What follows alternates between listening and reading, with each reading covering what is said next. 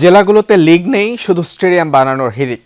এমন ছিল বিগত বছরগুলোতে দেশের ক্রীড়াঙ্গনের অবস্থা, মন্তব্য করেছেন বিএনপি স্থায়ী কমিটির সদস্য অবসরপ্রাপ্ত মেজর হাফিজউদ্দিন আহমেদ।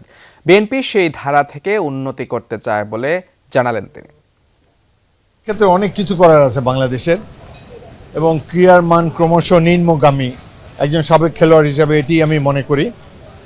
সুতরাং সরকারের উচিত হবে ক্রীড়াকে আরও প্রসার করা, বিশেষ করে জেলা উপজেলা লেভেলে যাতে ক্রীড়া প্রতিযোগিতা হয় সেদিকে মনোনিবেশ করতে হবে। কেবলমাত্র স্টেডিয়াম বানালে হবে না, আমাদের খেলাটাকে আরও ছড়িয়ে দিতে হবে এবং স্কুল কলেজ থেকে প্রতিশ্রুতিশীল তরুণদেরকে বের করে এনে তাদেরকে প্রশিক্ষণ দিতে হবে।